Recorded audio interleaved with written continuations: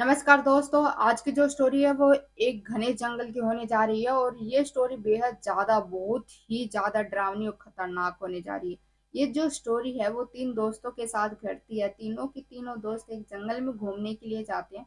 फिर उनके साथ कुछ ऐसी अजीब गरीब घटनाएं हो जाती है कि जो उन तीनों में से एक दोस्त होता है उसकी उस घने जंगल में जान चल जाती है। आखिर क्या हुआ था उस भयानक जंगल में उनके साथ। कहानी शुरू होती है मेघालय के एक छोटे से गांव से। उस गांव में तीन लड़के रहते हैं, अमन, साहिल और विक्रम।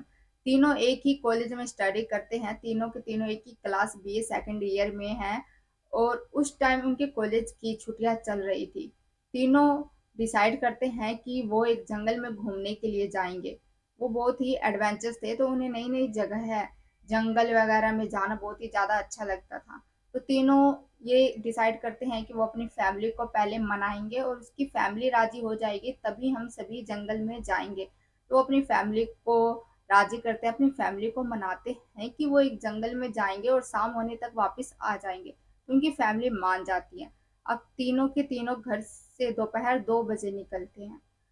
उस टाइम बहुत ही ज्यादा गर्मी थी और बहुत ही तेज धूप हो रही थी। तो तीनों घर से निकलते हैं और उस जंगल में जैसे ही एंट्री करते हैं, अंदर जैसे ही जाते हैं तो वो क्या देखते हैं कि वो जंगल बहुत ही ज्यादा डरावना लग रहा है और ऊपर से उस जंगल में बहुत ही ज्यादा अंधेरा था। इतनी धूप होने के बावजूद भी वो जंगल बहुत ही डरावना लग रहा था।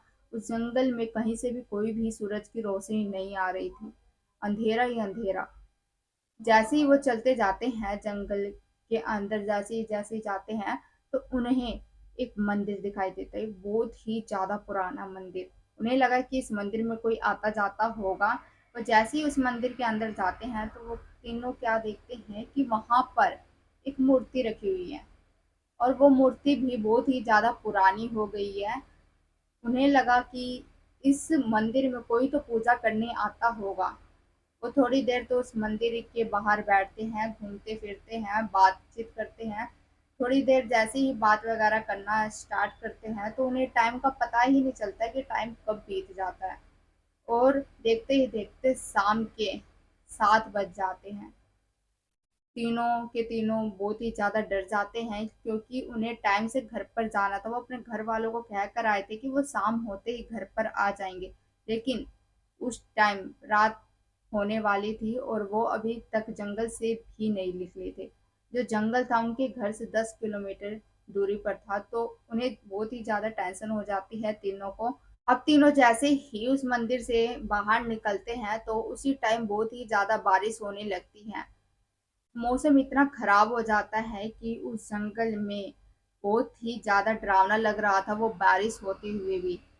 बारिश बहुत तेज हो रही थी, बिजली भी बहुत ही ज्यादा कड़क रही थी और हवा जो है वो इतनी तेज चल रही थी कि जो जंगल में जो पत्ते पेड़ पौधे होते हैं वो भी इतने सनसना रहे थे।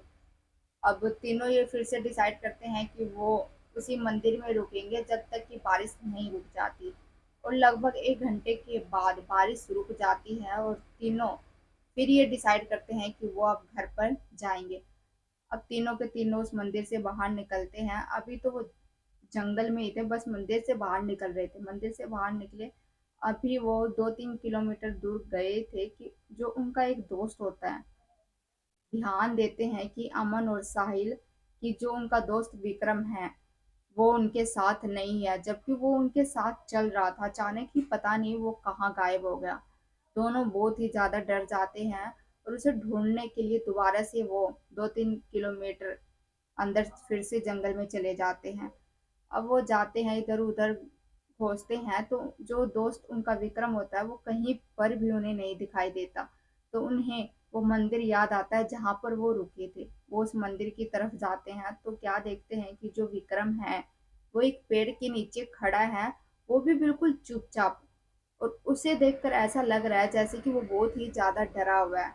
तो दोनों दोस्त ये सोचते हैं कि इसे ज्यादा नहीं बोलना चाहिए, वैसे ही पहले ही बहुत ही ज्यादा डरा हुआ है।